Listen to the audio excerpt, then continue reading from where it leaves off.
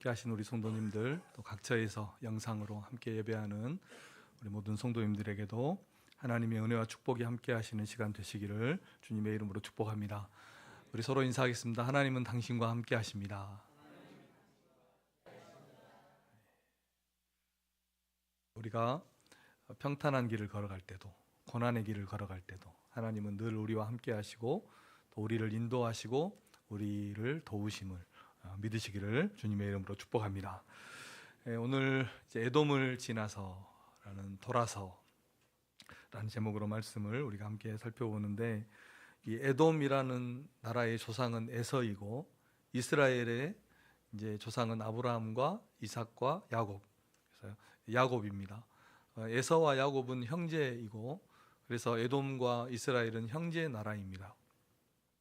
그런데 오늘 본문을 보면 이제 이스라엘이 애굽에서 나와서 가나안을 향해서 들어가는 그 마지막 이제 여정인데, 3등분으로 나누면 세 번째 이제 여정인데, 그 에돔이라는 나라가 자기의 그 길을 이스라엘이 통과하지 못하게 그렇게 했다는 말씀이 오늘 본문의 내용입니다. 그래서 그들과 전쟁까지도 불사하면서 그들을 막아서고 있는, 이스라엘을 막아서는 에돔이라는 나라를 우리가 볼 수 있는데, 오늘 본문 17절에 왕의 큰 길이라는 말이 나옵니다. 왕의 큰 길은 그 당시에 왕의 대로라고 불렸던 그 국제 간선도로, 그 나라에만 있었던 도로가 아니라 동과 남과 북을 쭉 있는 이 왕의 대로라는 길이 그곳에 있었습니다. 그래서 고대의 주요 교통로였는데, 이스라엘이 그 길을 통과하기를 원했는데 에돔이 그 길을 통과하지 못하도록, 자기 그 나라의 땅을 밟지 못하도록 그렇게 막아서고, 그래서 이스라엘 백성들이 험한 길로, 에돔을 돌아서 험한 길로 걸어갔다는 것입니다. 우리가 세상을 살아가지만 세상의 정의라는 것이, 인간의 정, 또 인간의 의리라는 것이 속된 말로 깡패보다도 못하다는 그 말이 맞는 것입니다. 그래서 우리 인생은 철저하게 자기 중심적이고 이기적이고 자기 유익을 추구합니다. 이것이 세상입니다. 사람이 옆에서 죽어가도 뒤에서는 계산기를 두드리고 있는 것이 우리 인생입니다. 전쟁을 일으키는 것도, 전쟁을 끝내는 것도, 전쟁을 하는데 더 폐허가 되게 하는 것도 전부 이익 때문입니다. 이익 때문에 전쟁을 일으키고 이익 때문에 전쟁을 끝내지 않고 더 폐허를 만드는 것입니다.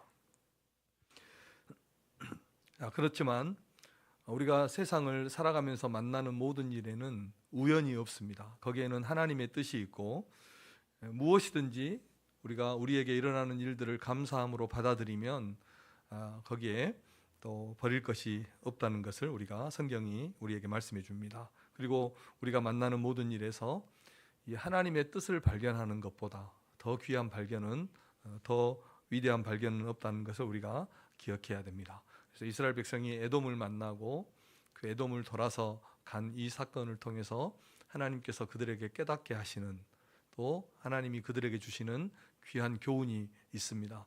그 교훈의 메시지를 우리가 세 가지로 한번 살펴보고자 합니다. 첫째는, 하나님께서 에돔을 돌아서 이스라엘이 더 험한 길로 돌아가게 한 것은 인생을 의지하지 말라는, 다른 나라를 의지하지 말라는 그런 하나님의 뜻이 있는 것입니다. 우리 인생은 태어나면서부터 누군가를 의지합니다.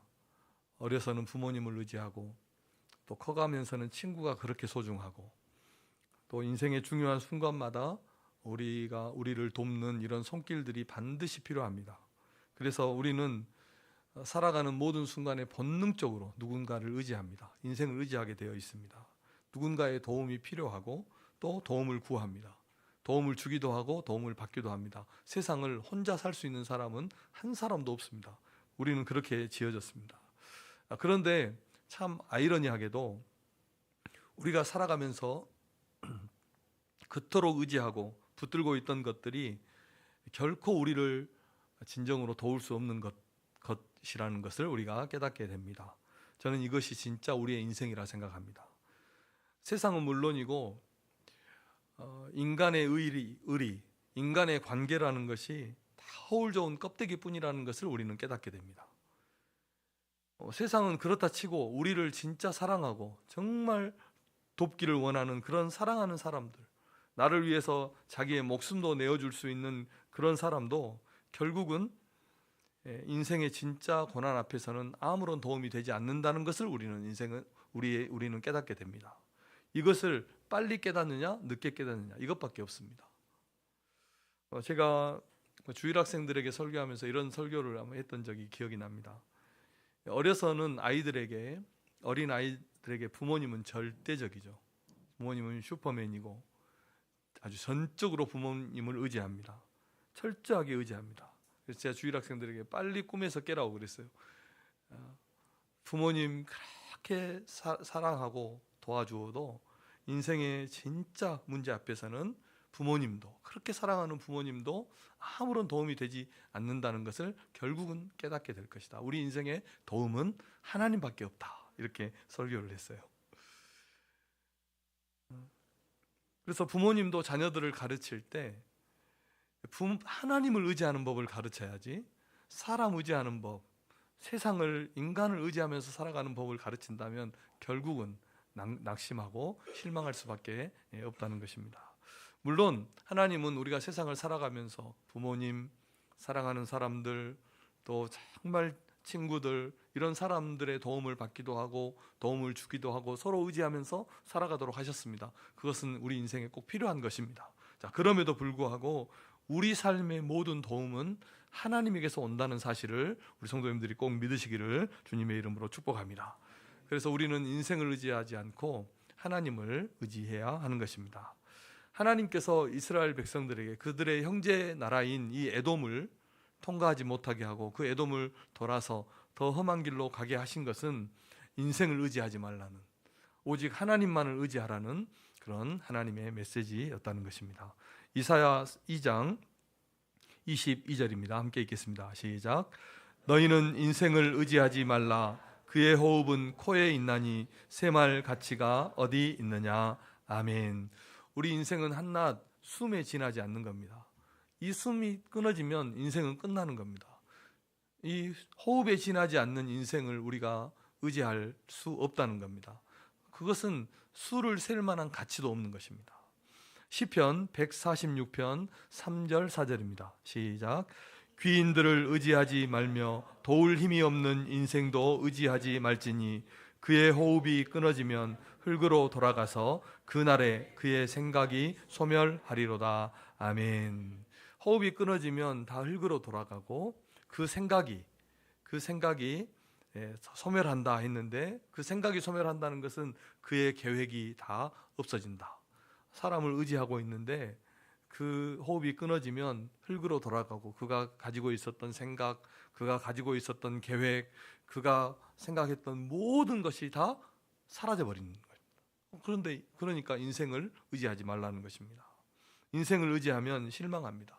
인생은 도울 힘이 없는 것입니다. 그리고 도울 마음도 없습니다.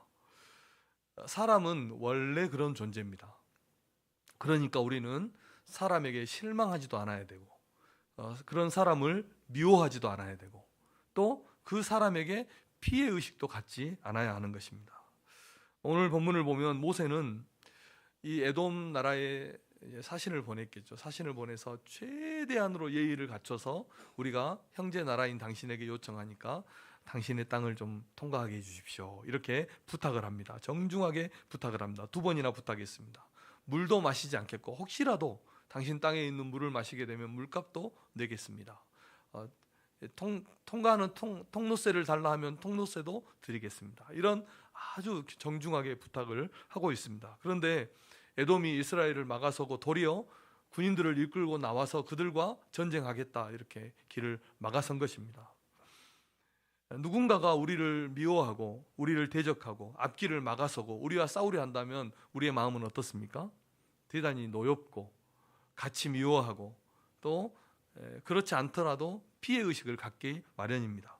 그런데 우리 예수님 믿는 성도들은 절대로 그래서는 안 됩니다. 우리 성도는 어떻게 해야 됩니까? 원수도 사랑하고 원수도 축복해야 됩니다. 누가 오른편 뺨을 때리면 왼편도 돌려대고, 누가 오리를 억지로 같이 가자고 하면 심리를 같이 가야 되고, 겉옷을 가지려고 한다면 속옷까지도 주라고 그렇게 말씀했습니다.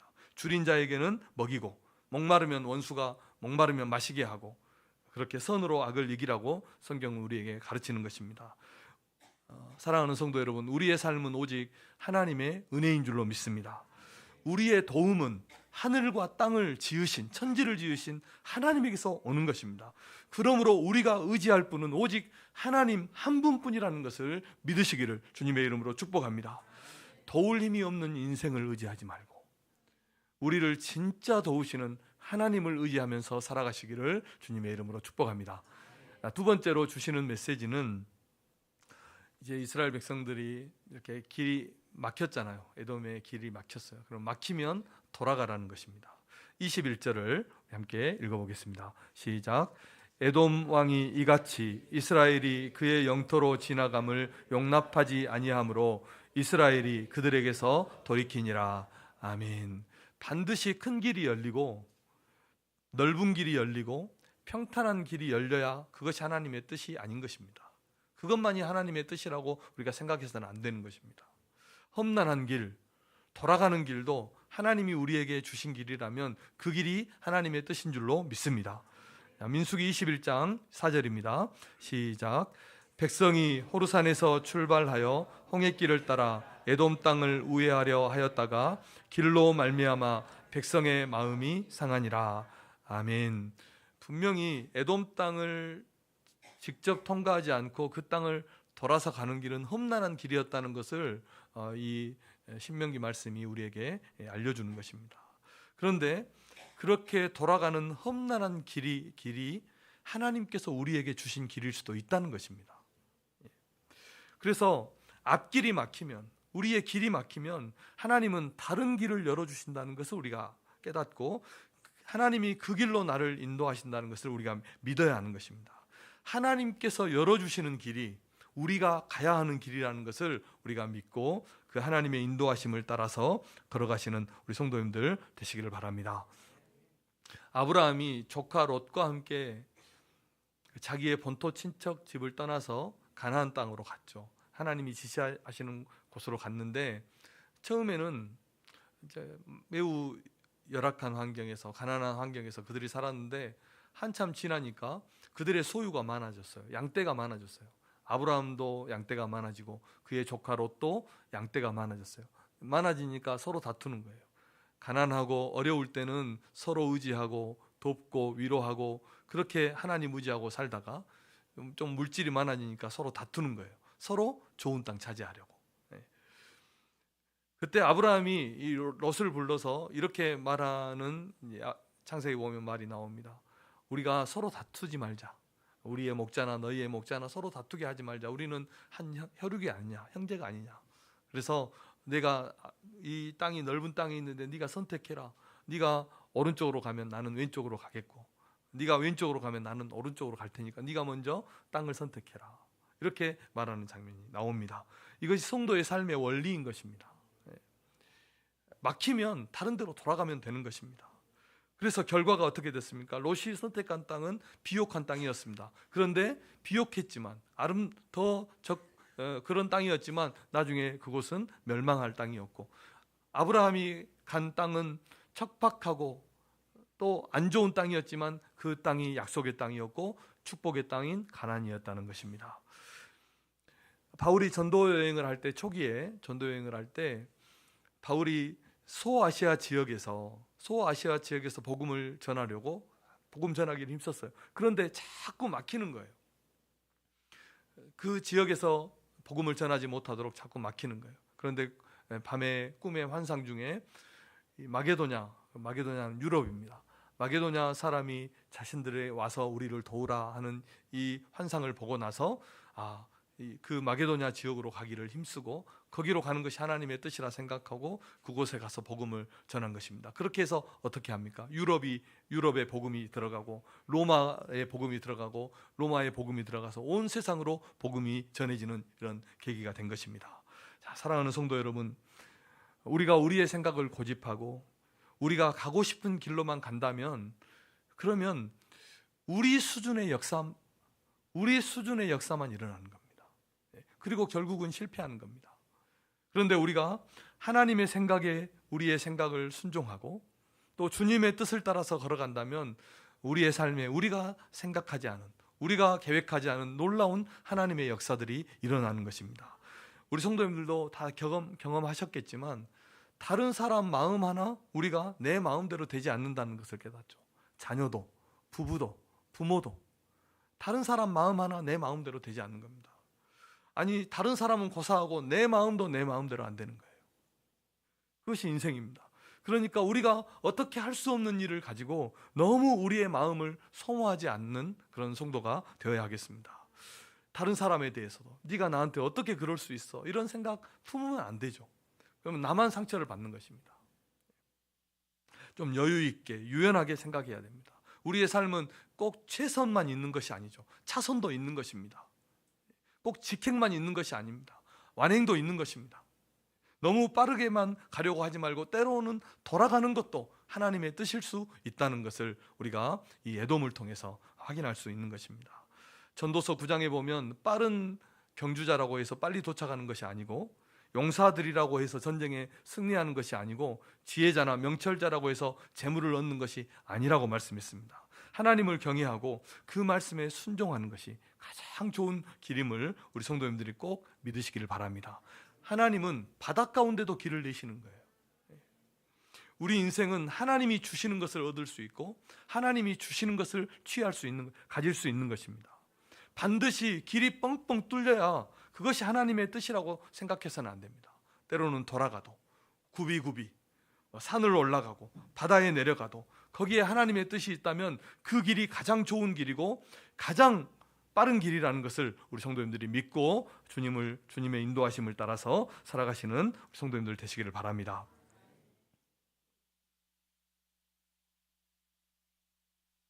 요즘 군대가 좋아져서 이 훈련병 기간에도 쉬는 날이면 꼭 전화를 1시간씩 이렇게 주더라고요. 그래서 전화를 하는데 아마 뭐 대학 생활할 때보다 전화를 더 많이 받는 것 같아요. 예. 그런데 전화를 이렇게 받다 보니까 아들이 아빠를 안심시키려고 그러는지 어쩐지 몰라도 군대가 저한테는 딱 맞다는 거예요. 왜냐하면 자라 하면 자면 되고, 일어나라 하면 일어나면 되고, 하라 하면 하면 되고, 또 쉬라 하면 쉬면 되고, 시간이 너무 많대요. 군대 체질인가 봅니다. 우리가 어떻게 할 수 없는 일에 우리가 너무 마음 졸이지 말자는 겁니다. 우리가 어떻게 할 수 없는 일에 하나님께서 가라 하면 가고 멈추라 하면 멈추고 길이 막히면 돌아가면 되는 것입니다. 너무 마음 쓰지 말고 하나님께서 인도하시는 대로 걸어가면 편하고 아름답고 또 그 길이 가장 좋은 길임을 성도님들 믿으시길 바랍니다. 세 번째 주시는 메시지는 다투지 말라는 것입니다. 우리가 어떤 일에서 하나님의 뜻을 찾아내는 것은 참 어려운 작업일 수 있습니다. 에돔을 만났는데 거기에서 인생을 의지하지 말아라, 또 막히면 돌아가라, 이런 것은 좀 나중에 지나서 깨달을 수도 있고, 또 어떻게 보면 하나님이 그런 것을 말하지 않았을 수도 있어요. 설교자가 그렇게 생각한 것일 수도 있어요. 그런데 분명한 것은 에돔과 다투지 않아야 되는 것은 분명한 하나님의 뜻이었고 하나님의 말씀이었습니다. 신명기 2장 4절 5절입니다. 시작. 너는 또 백성에게 명령하여 이르기를 너희는 세일에 거주하는 너희 동족 에서의 자손이 사는 지역으로 지날진대 그들이 너희를 두려워하리니 너희는 스스로 깊이 삼가고 그들과 다투지 말라. 그들의 땅은 한 발자국도 너희에게 주지 아니하리니 이는 내가 세일산을 에서에게 기업으로 주었음이라. 아멘. 그들과 에돔과는 형제니까 다투지 말고 그들의 땅은 한 발자국도, 한 발 디딜 것도 너희에게 주지 않았으니까 그들과는 싸우지 말아라, 다투지 말아라. 하나님의 분명한 메시지였습니다. 그래서 모세는 다른 여러 복잡한 생각이 없었습니다. 하나님의 말씀에 단순하게 순종한 것입니다. 그래서 그는 매우 그 길을 통과하면 이스라엘 백성들이 얼마나 좋겠어요.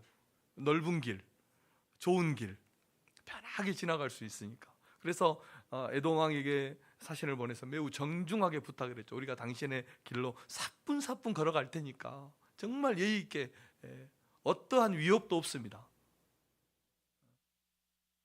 억지도 없습니다. 조용히 걸어갈 테니까 당신의 길을 걸어가게끔만 허락해 주십시오. 이렇게 부탁을 했습니다.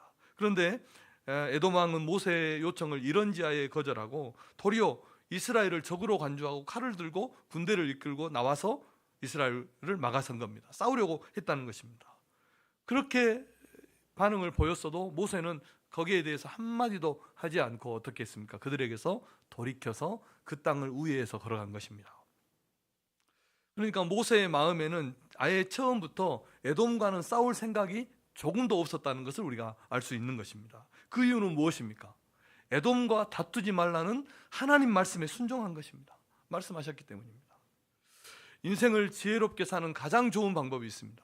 그것은 하나님 말씀에 순종하는 것입니다. 어떤 심오한 진리를 깨달을 필요도 없습니다. 수학 공식을 풀어내거나 철학을 깨달을 필요도 없습니다. 하나님 말씀에 순종하는 것이 우리 인생의 가장 지혜롭고 가장 좋은 방법임을 믿으시기를 바랍니다. 모세가 에돔과 싸우지 않고 그 우회에서 돌아가는 것은 3박 4일 기도해서 금식하고 기도해서 깨달은 진리가 아닙니다. 진리를 막 연구하고 탐구해서 하나님의 뜻이 무엇인가 깨달아 알아서 그렇게 한 것이 아닙니다. 정말 단순하게도 하나님의 말씀에 순종하려는 그 한 가지 이유 때문입니다. 복잡함은 단순함을 이길 수가 없는 것입니다. 요즘은 거의 모든 사람들이 핸드폰을 들고 다니는데 핸드폰 이렇게 들고 다녀요. 일어날 때나 앉았을 때나 누웠을 때나 잠잘 때나 언제든지 핸드폰을 들고 다녀요. 심지어 예배 중에도 핸드폰을 들고 있어요. 그러면 안 되죠. 핸드폰이 마치 하나님 같아요. 그런데 우리가 전자기기들을 다루고 있지만 그 속이 얼마나 복잡합니까? 정말 많은 것들을 처리하고 복잡하게 이렇게 되어 있는데, 그런데 겉은 어떻게 돼요? 정말 단순해지죠. 요즘은 누르는 것도 거의 없어지고 다 손가락 터치로 다 끝나더라고요. 자동차 부품은 2만 개가 되고 우주선 부품은 더 수십만 개가 되지만 그 단순한 것도 스타트 버튼 하나만 누르면 시동이 켜지고 단순하게 되는 거죠. 단순해야 됩니다. 복잡하면 사람들이 사용하지 않죠. 우리 인생도 이렇게 단순해야 되는 것입니다. 새벽에 전도서 말씀을 지금 묵상하고 있는데 전도서 7장 29절에 이런 말씀이 있어요. 전도서 7장 29절 함께 읽어보겠습니다. 시작. 내가 깨달은 것은 오직 이것이라. 곧 하나님은 사람을 정직하게 지으셨으나 사람이 많은 꾀들을 낸 것이니라. 아멘. 여기에서 사람을 정직하게 지으셨다는 말은 다른 성경에 보니까 사람을 단순하게 지으셨다, 평범하고 단순하게 지으셨다, 이렇게 번역을 했습니다. 그러니까 하나님은 사람을 정직하게 평범하게 단순하게 지었습니다. 하나님을 예배하고 하나님 말씀에 순종하는 그런 인생으로 하나님은 우리를 지으셨습니다. 그런데 사람이 많은 꾀를 낸 거예요. 이 인생을 복잡하게 만들어버린 거예요. 그래서 인생이 너무 복잡한 거예요. 말씀에 불순종하기 위해서 너무 많은 이유들을 만들어낸 거예요. 생각이 너무 많아요. 사랑하는 성도 여러분, 우리 인생은 어떻게도 해답이 없습니다. 하나님 앞에 나올 때 하나님께 순종하는 것만이 우리 인생의 해답인 줄로 믿습니다.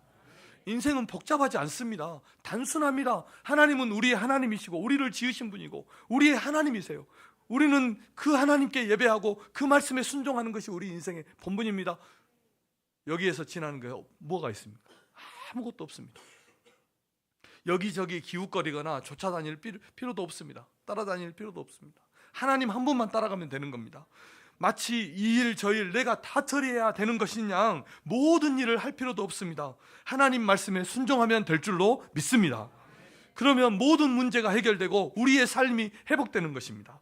기이한 일들이 일어나고 손으로 하는 모든 일마다 하나님의 은혜와 축복이 임할 줄로 믿습니다. 가장 좋은 길입니다. 가장 좋은 길. 예수님께서 자신의 발치에 앉아서 말씀을 듣고 있는 마리아를 보면서 그런 말씀을 하셨죠. 마리아는 이 좋은 편을 선택했으니 결코 빼앗기지 아니하리라. 이런 말씀을 하셨습니다. 우리 성도님들도 가장 현명한 길, 가장 지혜로운, 가장 좋은 길을 선택하시는 우리 성도님들 되시기를 주님의 이름으로 축복합니다. 말씀의 결론입니다. 인생을 의지하지 말고 하나님의 뜻대로 또 하나님의 말씀대로 순종하는 우리 성도님들 되시기를 바랍니다. 오늘 세 가지를 말씀드렸습니다. 도울 힘이 없는 인생을 의지하지 말라, 길이 막히면 돌아가라, 그리고 다투지 말라. 세 가지를 말씀했는데 어리석은 사람들은 항상 반대로 행하더라고요. 하나님을 의지하지 않고 인생을 의지해요. 자신을 의지해요. 세상의 것들을 의지합니다. 그리고 하나님의 뜻을 이루기 위해서 힘쓰지 않고 자신의 뜻을 이루기 위해서 살아가요. 그리고 어리석은 사람은 사랑하고 존중해야 될 사람과 다투고, 또 진짜 싸워야 될 대상은 싸우지 않아요. 그렇게 해서 인생을 허비하는 것입니다. 우리 성도가 힘써야 되고 우리가 진짜 싸워야 하는 것은 무엇입니까? 첫째는 하나님을 의지하는 것입니다. 하나님을 의지하기 위해서 우리는 힘써야 됩니다. 인생 의지하거나 세상과 재물을 의지하는 것이 아니라 그런 세상을 의지하는 우리의 마음을 다 내려놓고 어떻게 하면 하나님을 의지하면서 살아가는 것인가, 하나님을 의지하는 법을 배우고, 그래서 하나님 앞에 나아가서 기도하고 그의 도우심으로 살아가는 것이 우리의 진정한 인생이라는 것을 우리가 꼭 기억해야 되겠습니다. 두 번째로는 하나님을 내 수준으로 끌어내리지 말자는 겁니다. 꼭 평탄하고 좋은 길만 하나님의 뜻이 아니라는 것입니다. 길이 넓어야만 하는 것이 아니라는 것입니다. 길이 좁고 굽이굽이 돌아가도 거기에서도 하나님의 뜻을 찾는 우리 성도님들이 되시기를 바랍니다. 우리는 우리의 뜻을 이루기 위해서 살아가는 것이 아니라 하나님이 나를 통해서 이루고자 하시는 그 하나님의 뜻을 위해서 사는 것이 우리 인생이라는 것을 꼭 기억하고 하나님의 뜻을 찾고 하나님의 뜻을 이루기 위해서 살아가시는 우리 성도님들 되시기를 주님의 이름으로 축복합니다. 인생의 진짜 중요한 관건이 무엇일까요? 우리 인생에 정말 중요한 것이 무엇일까요? 그것은 하나님의 뜻을, 나를 향하신 하나님의 뜻을 아는 것입니다. 그게 진짜 우리 인생의 관건입니다. 나를 향한 하나님의 뜻을 찾아내는 것, 그리고 그 뜻을 위해서 살아가는 것, 이게 우리 인생의 가장 중요한 문제입니다. 마지막 세 번째로, 하나님은 우리를 정직하게, 그리고 아주 단순하게, 우리를 평범하게 그렇게 지으셨다는 것을 우리가 기억해야 됩니다. 우리를 지으신, 우리를 구원하신 그 하나님께 순종하고 그 말씀을 따라 살아가는 것, 단순하게 정직하게 살아가는 것, 이것이 우리의 가장 지혜로운 삶이다. 우리 인생은 복잡하지 않다. 말씀의 기준에 우리의 삶을 맞춰서 정리하고 정돈하는 것입니다. 인생을 의지하지 말고 하나님만 의지하고 그의 말씀을 따라서 행하시는 우리 성도님들 되시기를 주님의 이름으로 축원합니다. 기도하겠습니다. 하나님 아버지, 감사합니다. 우리에게 참된 믿음을 주시고 주님이 주신 삶을 잘 살아가는 우리 모든 성도들 되게 하여 주시옵소서. 우리가 진정으로 힘써야 하는 것들이 무엇인지 알게 하시고 잘못된 것을 또 좋은 것을 분별해낼 수 있는 지혜를 허락하여 주시옵소서.